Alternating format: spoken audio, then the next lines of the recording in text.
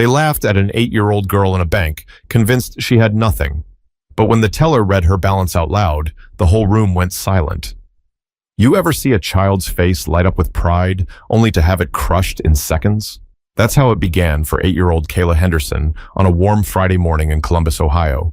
She wasn't in a toy store or an amusement park. She was in a bank lobby, clutching a plain white envelope like it carried the weight of the world. Inside were her savings. Money she'd collected from birthdays, doing small chores for neighbors, and carefully stashing away in a shoebox before her grandmother finally convinced her to open a savings account. Her grandmother, Patricia Williams, walked beside her, steady and firm, her cane tapping against the polished floor. Patricia's voice was gentle but proud. Go on, Kayla. Hold your head up high. This is your money. You earned it. The girl's small braids swung as she nodded, taking her place in line behind a young couple scrolling on their phones.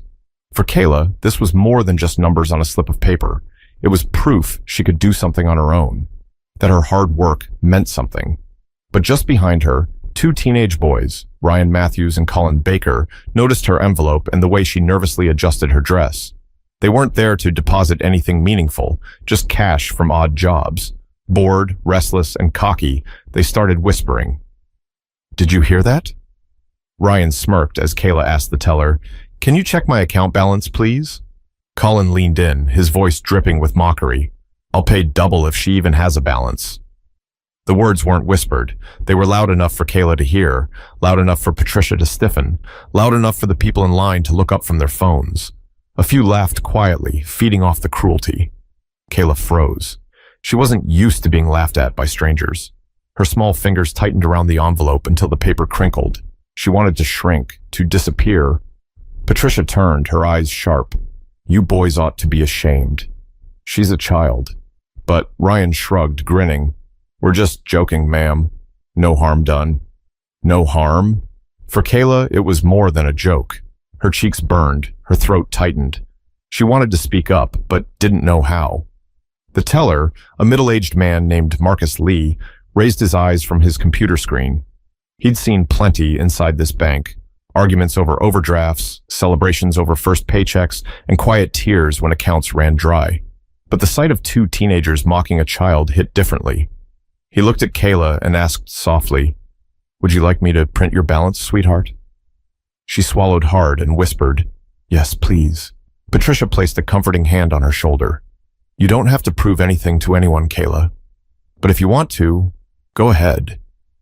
The printer began to hum. The sound stretched out the tension in the room. People shifted in line, some curious, some embarrassed for even laughing at the cruel remark. Ryan and Colin leaned against the counter, waiting, their smirks wide. Kayla's heart pounded. She thought about the coins she had rolled, the bills she had pressed flat, the way she'd knocked on doors asking for donations for the children's drive last summer. This account wasn't just a child's piggy bank. It was her effort, her community, her pride. Patricia whispered again, Don't let their words make you small. You know the truth. Kayla stared straight at the teller. For the first time, she wanted them to see, to know, to stop laughing. The slip of paper slid across the counter, but instead of grabbing it right away, the teller paused, giving Kayla a knowing look. His voice carried in the silence of the bank lobby. Miss Henderson, I think you'll be quite proud of this. The teenagers snickered again, but quieter this time. The couple with their phones tucked them away, suddenly interested. Patricia's grip on her cane tightened. Kayla's small fingers reached for the slip, her pulse racing. She didn't know yet that what she held in her hand was about to change the entire room. But before the numbers were revealed, the boys decided to push their luck, and that's when the tension reached its peak. The slip was still in Kayla's hand, but before she could look at it, the boys leaned in again. Their voices cut through the lobby, sharper this time. Filled with laughter, they wanted everyone to hear. Look at her, Ryan said, tilting his head toward Kayla.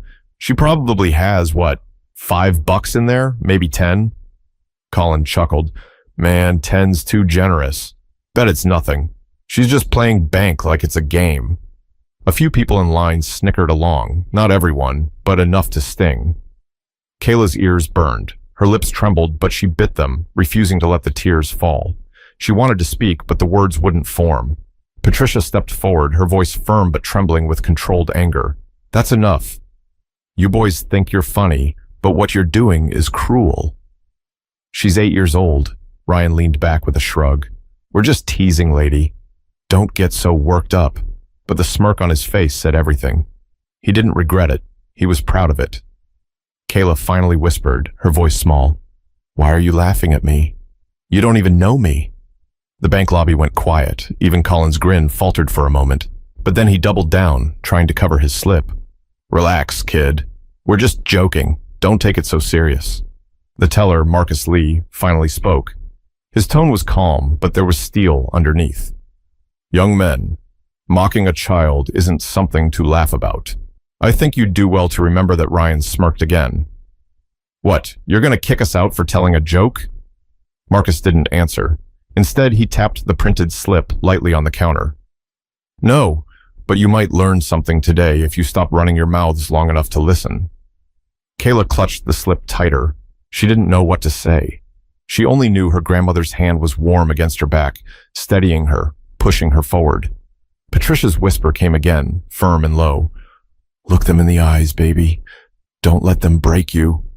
Kayla turned, tears shining in her eyes, but her chin lifting just slightly. I worked hard for this money, she said softly, her voice trembling but clear. I didn't steal it. I didn't beg for it. I earned it.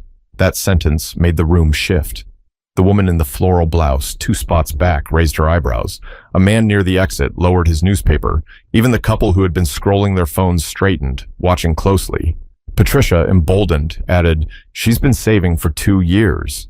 Every birthday card, every lemonade stand, every time she helped an elderly neighbor carry groceries. All of it went in here. That envelope she's holding? That's her pride, not your punchline. The silence that followed was heavier than the laughter before. The boys didn't laugh this time. They exchanged glances, suddenly less confident, their shoulders stiff. Colin muttered, Okay, whatever. We didn't know. Patricia's voice rose, not in anger, but with the power of truth. That's exactly the point. You didn't know. You judged her before you understood a single thing about her. That's the harm in what you did. The teller nodded subtly, eyes on Kayla, his hand still resting on the slip of paper that could silence every smirk in the room. He slid it forward, but instead of letting Kayla read it right away, he looked up at the boys. You wanted to laugh? Marcus said, his voice echoing off the marble walls. Then you should be the first ones to see this. But you won't be laughing long. Ryan's smirk faltered completely this time. He crossed his arms and muttered something under his breath, but the confidence was gone.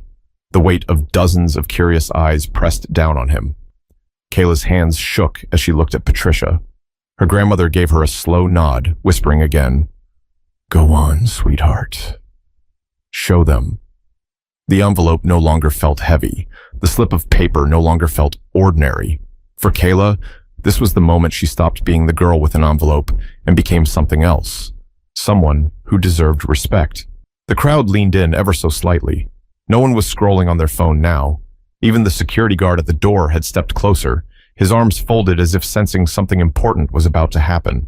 Kayla's heart hammered. She looked down at the slip, her small voice breaking the silence. It's not $5, and it's not a game. But before she could finish, the teller cleared his throat, ready to reveal the truth himself, and that made the tension cut sharper than ever. Marcus Lee had worked at that branch of Fifth Third Bank in Columbus for 12 years. He'd seen everything, from people breaking down because their accounts had overdrafted to proud parents opening first savings accounts for their kids. But this moment hit him differently. A child standing there, being mocked for simply wanting to check her balance, while holding more dignity in her small frame than the 2 teenagers snickering behind her. The slip of paper between his fingers was nothing extraordinary to him, just numbers on a page. But to Kayla, he knew it meant validation, proof. He wasn't about to let those boys turn it into another reason to laugh. He looked at her, steady and calm. Miss Henderson, he said softly, loud enough for the lobby to hear, you've done something not many your age have ever accomplished. Would you like me to read this out loud? Kayla froze, torn between fear and courage. She wanted to show them. She wanted them to stop laughing. But she was still a child, and all those eyes made her chest feel tight. Patricia leaned closer, whispering, It's your choice, baby. You don't owe anyone a thing. But if you want them to see, then let them see. Kayla looked back at the boys. Their smirks had dimmed, but not disappeared. Ryan rolled his eyes, muttering, "Man, just hurry up already." That did it. Something in Kayla snapped, not anger, but a quiet determination that even Patricia hadn't seen before. She lifted her chin, looked at Marcus, and said, "Yes." "Please read it." The teller didn't rush. He adjusted his glasses, tapped the slip against the counter, and began slowly. "Current balance, $4,213. The room went silent, completely silent. Even the hum of the ceiling fan seemed to pause for a second. Colin blinked, his mouth opening and closing like he was trying to form words. Ryan's smirk evaporated. He shifted on his feet, suddenly fascinated by the tiled floor. The woman in the floral blouse whispered, "4,000? Did he say 4,000? The couple who had been glued to their phones earlier exchanged looks, eyebrows raised in disbelief. Patricia smiled proudly. She wasn't surprised. She had watched every step of Kayla's little journey. But seeing her granddaughter stand tall in that moment, in front of strangers who had doubted her, made her chest swell. Marcus set the slip on the counter and folded his hands. His voice was firm, directed at the boys. "This young lady has saved more in 8 years than most adults manage in twice that time. And she did it honestly, through birthdays, helping neighbors, and organizing a children's charity drive that raised thousands for kids who didn't have school supplies last fall. So tell me, what exactly were you laughing at?" The words landed heavy. No one dared laugh now. The few who had chuckled earlier lowered their heads, embarrassed. Kayla's small voice broke the silence. "I wanted to make sure other kids could have what I have. That's why I asked people to help. Not for me. For them." Patricia reached over, brushing her granddaughter's hand. "And you see? That's what real character looks like. It doesn't matter how old you are. Respect is earned by the way you treat others, not by how much you think you're worth." Ryan finally spoke, his voice quieter than before. We didn't know." Marcus looked at him sharply. "Exactly. You didn't know. And that's why you should think before you open your mouth." The weight of his words lingered. For the first time, the boys had nothing clever to say. No comeback, no grin, just silence.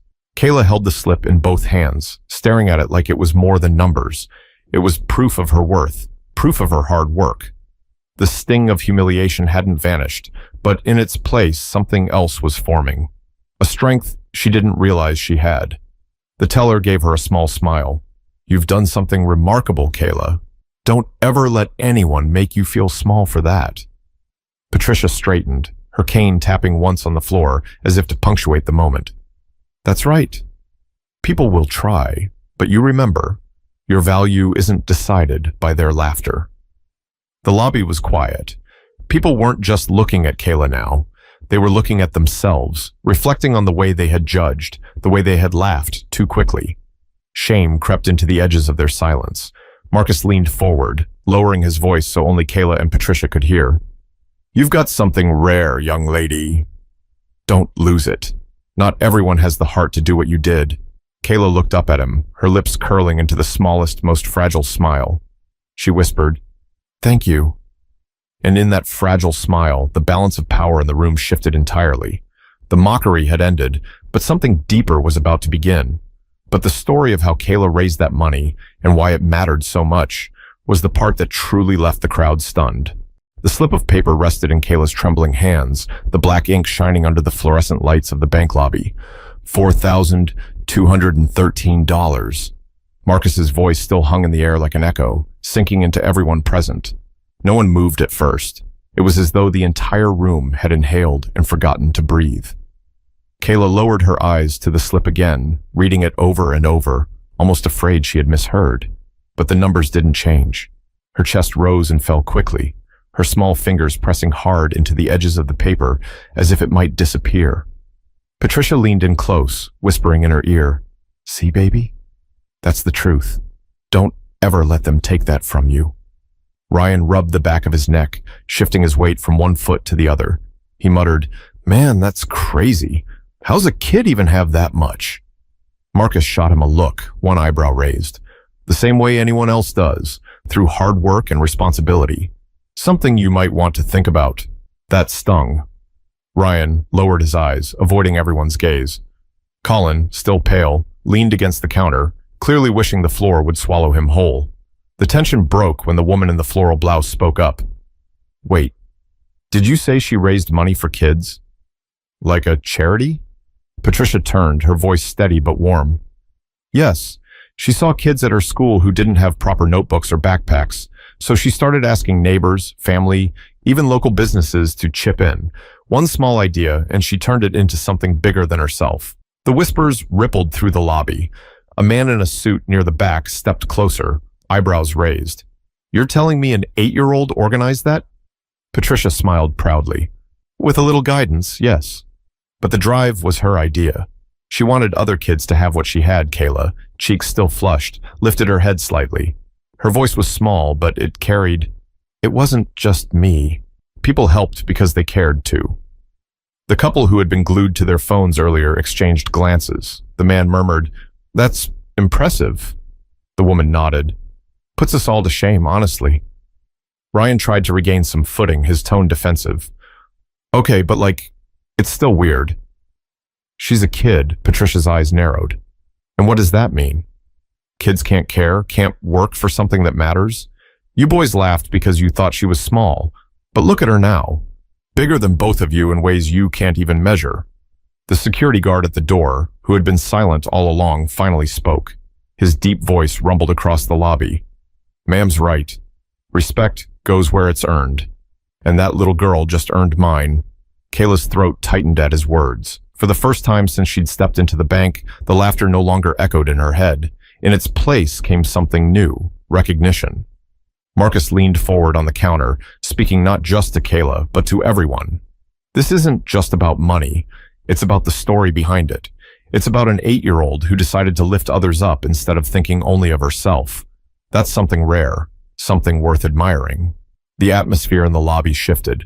Where there had been smirks and chuckles, there was now quiet respect. Heads nodded, eyes softened. The weight of shame fell squarely on Ryan and Colin, who had nothing left to say. Kayla glanced around, startled by the way people were looking at her, not with mockery, but with something close to awe. She pressed the slip to her chest, feeling taller than she ever had before. Patricia gave her hand a gentle squeeze. "Hold on to that feeling, baby." That's what happens when truth speaks louder than cruelty. The man in the suit stepped forward again, shaking his head in disbelief. "You know, I came in here today worrying about my business loan. But now I'm standing here thinking, maybe I ought to be more like her, 8 years old and already doing more for her community than most grown adults." Kayla blushed, unsure how to respond. She whispered softly, "I just didn't want kids to feel left out at school." "That's all?" The teller smiled. "And that's enough to make a difference." For a long moment, the entire bank seemed united in silence, reflecting on what they'd just witnessed. Strangers who had walked in thinking only of their own errands were now tied together by the simple act of a child standing her ground. Patricia looked at the boys one last time, her voice low but firm. "You laughed at her. But today, you learned something. Don't forget it." The boys didn't answer. They didn't dare.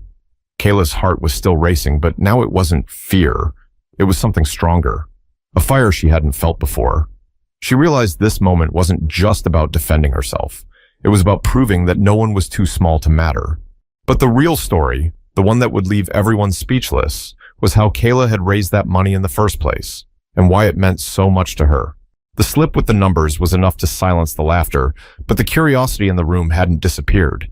In fact, it grew thicker, pressing into the air as people leaned closer, trying to understand how an 8-year-old girl had managed to build a savings account most adults would envy.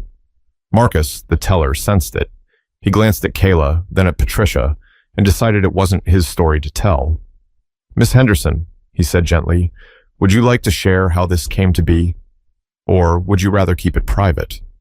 Kayla hesitated, her small fingers fidgeting with the edge of the slip. She wasn't used to so many people staring at her. But then she looked at Patricia, who gave her the tiniest nod of encouragement. The little girl took a shaky breath and spoke. "Last year, I saw a boy at school cry because he didn't have any pencils. The teacher had to give him one, but he didn't have a notebook either, and he said his mom couldn't buy one yet." She paused, her voice catching. It made me feel bad because I had extra pencils in my bag. I gave him some, but then I thought, what about all the other kids who don't have things? The crowd listened, their expressions softening. Kayla went on, I asked Grandma what we could do. She told me if you want to help, you start small. So I started knocking on doors in our neighborhood. I asked if people could donate school supplies, or maybe a few dollars. At first, some said no. Some even laughed at me. But some people gave. And when they saw I was serious, they started telling their friends. Patricia chimed in, her voice steady. She went door to door in the middle of July heat. Carried flyers she made herself with crayons. I remember her coming home, sweaty and tired, but with a smile on her face because somebody had given her $10 or bought a pack of notebooks to contribute. Kayla's eyes lit up at the memory. I even set up a table outside the grocery store with a sign. It said, help kids learn, every dollar counts. Some people stopped and gave money. Some gave backpacks. One man came back the next day with a whole trunk full of supplies. The woman in the floral blouse gasped softly. She really did all that? Patricia nodded. Every bit of it. And when school started, she had raised more than $3,000 worth of supplies. Every single child in her grade got a backpack filled with pencils, notebooks, crayons, and folders. Some kids cried when they saw what they were given. The couple near the back, who had been silent until then, looked at each other. The man muttered, almost ashamed, I've never even thought to do something like that. Kayla lowered her gaze again. Her voice was quiet but firm. I didn't do it to brag. I just didn't want anyone to feel left out. My teacher told me I should put the leftover money into an account for next year, so I did. Marcus leaned on the counter, his expression proud. And that's what you see on that slip today. Not just dollars, proof of kindness. The weight of his words lingered. Several people in the lobby nodded slowly, their faces touched by the image of a little girl standing outside a grocery store with a hand-drawn sign, working in the heat for kids she barely knew. Patricia squeezed Kayla's shoulder. She's been through more doors in this city than some politicians. And all for the sake of others. Tell me again, boys, what was so funny about her asking to check her balance? Colin shifted uncomfortably. His face was red now, his arms crossed. He opened his mouth, but no words came. Ryan avoided everyone's eyes, staring instead at the floor like it had suddenly become fascinating. The man in the suit stepped forward, speaking softly. Young lady, what you've done is remarkable. Don't ever let anyone make you think otherwise. You've shown us all something today. Kayla's eyes filled, but she blinked quickly, refusing to let the tears fall. Instead, she whispered, Thank you. The bank lobby felt different now. It wasn't just about the money anymore. It was about the story, the lesson, the reminder that even the smallest person could move others to action. The woman in the floral blouse spoke again, almost to herself. If an 8-year-old can do that, then what's stopping the rest of us? The words carried, sticking to the air like a quiet challenge no one could ignore. Kayla stood a little straighter. She realized her embarrassment had transformed into something else, power. The laughter had been silenced, but the respect she had earned was louder than anything the boys had said. But the shift in the room wasn't over yet, because what came next would change the way even the adults in that lobby saw themselves. The air inside the bank felt heavier than before, but it wasn't from embarrassment anymore. It was from realization. A child had just humbled a room full of adults with nothing more than honesty and hard work. People who had chuckled earlier were now quiet, reflecting, almost ashamed they hadn't stepped in to stop the laughter sooner. Kayla stood beside Patricia, clutching the slip of paper like it was her armor. For the first time since walking in, she didn't feel small. She felt seen. Ryan finally broke the silence, his voice uncertain. Look, we didn't mean anything by it. We were just messing around. Patricia turned slowly, her eyes sharp. Messing around? You embarrassed a child in front of strangers for no reason. Do you think that's nothing? Ryan stammered. I mean, we didn't know all that about her. Patricia's cane tapped the tile floor once, and that's the problem. You never know what someone carries inside them. You never know what battles they've fought or what they've already accomplished. That's why you treat people with respect first, Colin, usually quick with comebacks, stayed quiet. His face had gone pale, his arms folded tight across his chest. He looked like someone who wanted to vanish into the walls. The teller, Marcus added, respect isn't earned only by age or size.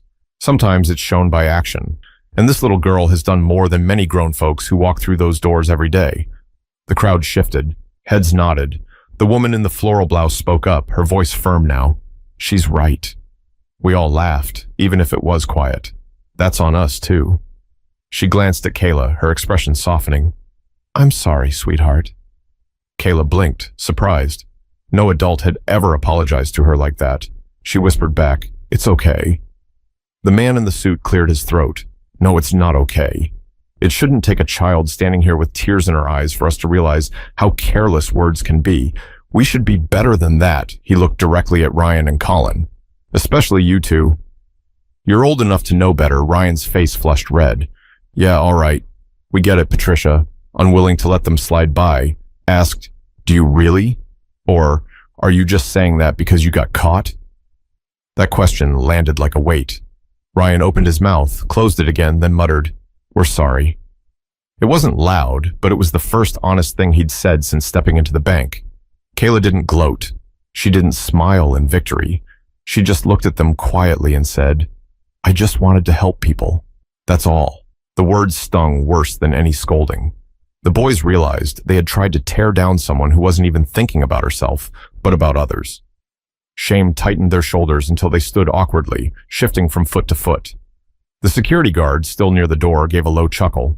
You two ought to be writing this girl a thank you letter instead of mocking her. She's got more heart than most. Patricia's eyes softened then, turning back to Kayla. Her voice lowered, but everyone in the lobby still heard, Baby, don't you forget this moment. People will laugh at you in life, especially when they don't understand you. But if you stand tall and let your work speak, you'll always walk out with your head high. Kayla nodded slowly. Yes, Grandma. The teller leaned closer. She's right. You've earned respect today, Miss Henderson, not just for yourself, but for what you represent. A ripple of agreement moved through the room. The woman in the floral blouse clapped once, softly at first. Then the man in the suit joined. Within seconds, half the lobby was applauding quietly, not for the balance on the slip, but for what it stood for. Kayla's cheeks turned pink, but this time it wasn't embarrassment. It was pride. She smiled shyly and whispered, Thank you. Patricia looked around the room, her voice rising one last time. Maybe now you'll think twice before laughing at someone you don't understand. Because you never know. The person you're mocking could be the one teaching you a lesson. Silence followed her words, heavy but full of meaning. Ryan and Colin avoided her eyes. The crowd looked at Kayla with admiration.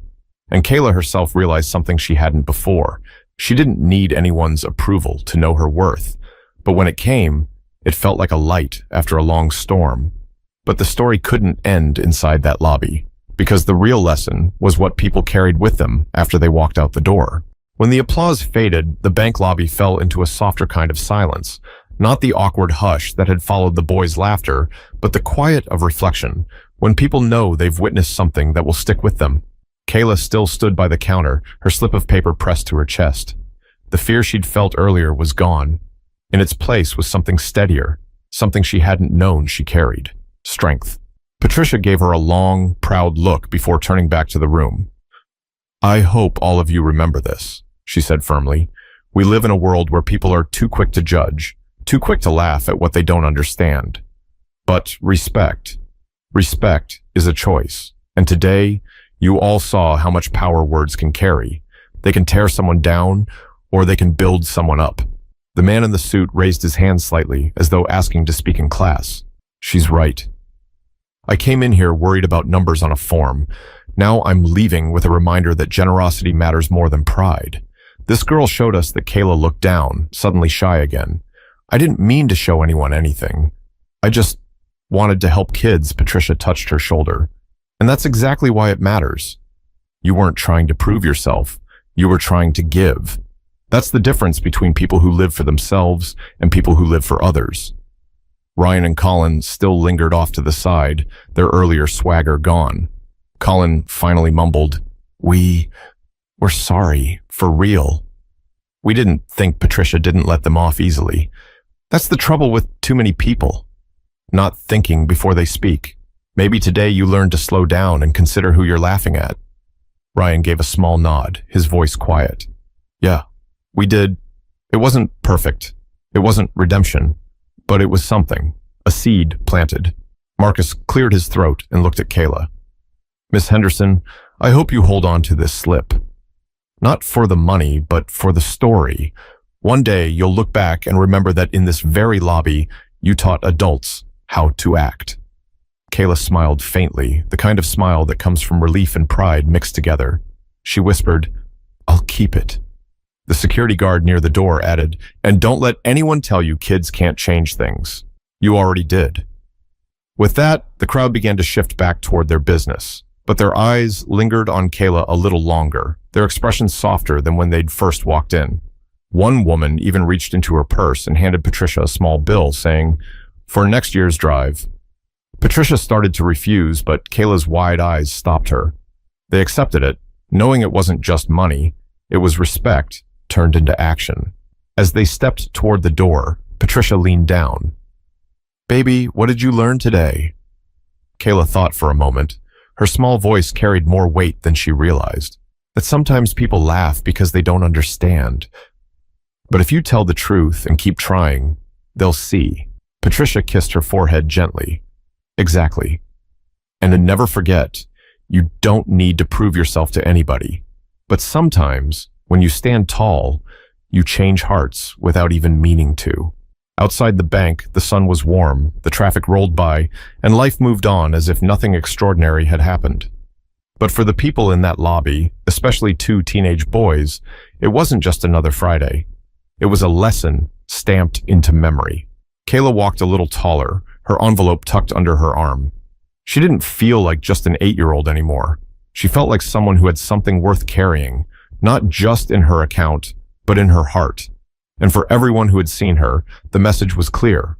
Respect is never about appearances, age, or assumptions. It's about recognizing the value in others before judging them. So, if you take anything from Kayla's story, let it be this. Don't laugh at someone because you think they're small. Because one day, that small person might be the one showing you what real strength looks like. And if this story touched you, don't forget to subscribe for more stories that remind us of the power of kindness, dignity, and respect.